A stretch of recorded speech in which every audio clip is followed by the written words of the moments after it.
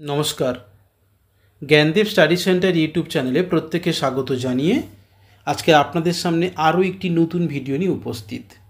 আমি এই ভিডিওটির মাধ্যমে আলোচনা করব যারা নেতাজি সুভাষ ওপেন ইউনিভার্সিটিতে পিজি কোর্সে বাংলা সাবজেক্ট নিয়ে এমএ করছেন আপনারা ফার্স্ট ইয়ারে, আপনাদের পরীক্ষা পুজোর পরই পরীক্ষা হবে, তাদের ফোর্থ পেপার অর্থাৎ বাংলা সাবজেক্টের ফোর্থ পেপারের কতগুলি লাস্ট মিনিট সাজেশন বা ইম্পর্টেন্ট প্রশ্ন নিয়ে আমি আলোচনা করব। এই প্রশ্নগুলো আপনারা খাতায় লিখে নিতে পারেন কিংবা স্ক্রিনশট করে নিতে পারেন। এছাড়া যদি আমাদের এই ভিডিওটি যদি ভালো লাগে তাহলে চ্যানেলটিকে সাবস্ক্রাইব করবেন, লাইক করবেন এবং কমেন্ট করতে ভুলবেন না আপনারা কোন সাবজেক্টে লাস্ট মিনিট সাজেশন পেতে চাইছেন। এছাড়া জ্ঞানদীপ স্টাডি সেন্টার থেকে যদি আপনারা নোটস, সাজেশন এবং অ্যাসাইনমেন্টের আনসার সংগ্রহ করতে চান তাহলে অবশ্যই আমাদের কন্ট্যাক্ট নাম্বারে ফোন করে নেবেন। আপনারা প্রত্যেকে জানেন গ্রুপ এতে 18 মার্কের প্রশ্ন দেওয়া থাকে। প্রথম যে প্রশ্ন, ক্ষুদিত পাষাণ আদৌ কোনো অতিপ্রাকৃত গল্প নয়, বরং এটি একটি নিখাত প্রেমের গল্প। মন্তব্যটি পক্ষে বা বিপক্ষে উপযুক্ত যুক্তি সাজান। নাম্বার 2, অরূপের রাস গল্পের নামকরণের সার্থকতা বিচার করুন। নাম্বার 3, রাজসিংহ উপন্যাসের মূল আখ্যানের সমান্তরালে জেবুন্নিসার মোবারক দরিয়া কেন্দ্রিক উপকাহিনী গুরুত্ব কতখানি।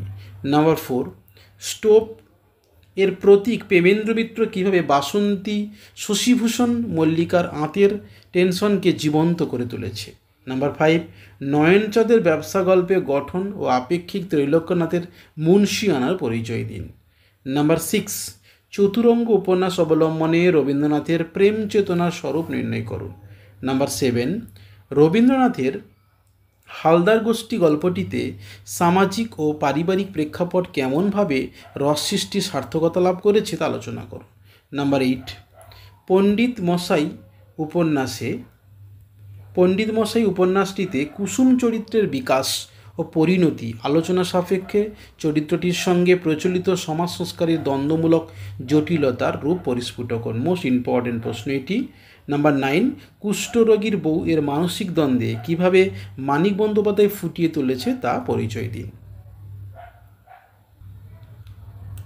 গ্রুপ বি, আপনারা প্রত্যেকে জানেন গ্রুপ বি 12 মার্কের প্রশ্ন থাকে, 3টে 12 মার্কের প্রশ্ন লিখতে হয়। নাম্বার 1, সংকেত ও শহীদের মা গল্প দুটিতে রাজনৈতিক গল্প বলা যায় কি, আপনার অভিমতের সম্পর্কে যুক্তি দিন।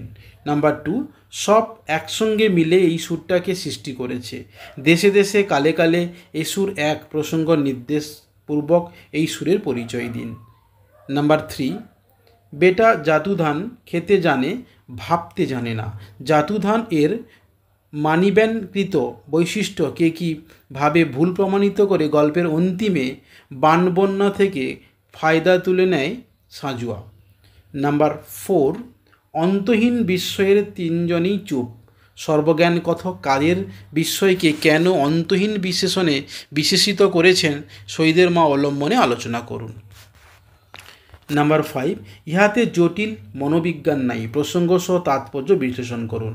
নাম্বার 6, সে সব যেন বিস্মৃত, অতীত এক জীবন স্বপ্ন, উক্তিটির প্রসঙ্গ উল্লেখ করে তাৎপর্য বিশ্লেষণ করুন। নাম্বার 7, শ্রী শ্রী সিদ্ধেশ্বরী লিমিটেড গল্পে মানুষের মূল্যবোধের অবক্ষয় কীভাবে চিত্রিত হয়েছে আলোচনা করুন। নাম্বার 8, পথের কাঁটা গল্পের মানবিক আবেদন ব্যাখ্যা করে গল্পটির সার্থকতা বিচার করুন।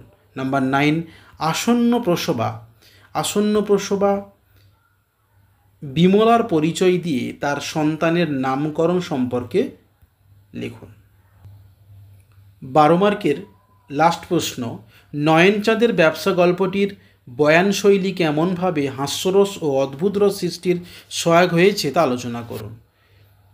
জ্ঞানদীপ স্টাডি সেন্টার যদি কল করতে চান তাহলে অবশ্যই কন্ট্যাক্ট নাম্বারে ফোন করে নেবে 9143048990। এবার দেখে নেব গ্রুপ সি। আর প্রত্যেকে জানেন যে গ্রুপ সিতে 7 মার্কের প্রশ্ন 4টে লিখতে হয়। প্রথম যে প্রশ্ন রাখা হয়েছে, এই জলরাশির মাঝখানটায় শুষ্ক প্রাণহীন মাদারের ভিটা যেন প্রকৃতির একটা অনিয়ম, প্রকৃতির সেই অনিয়মের সাদৃশ্যে হারু ও বদন ডোমের অস্বাভাবিক জীবনযাপন লেখক কীভাবে চিত্রিত করেছে তার সংক্ষেপে আলোচনা করুন। নাম্বার 2, এই রেকর্ডটাকে কেউ ভেঙে নিশ্চিন্ত করতে পারেনি, কেউ পারবে না। কেন?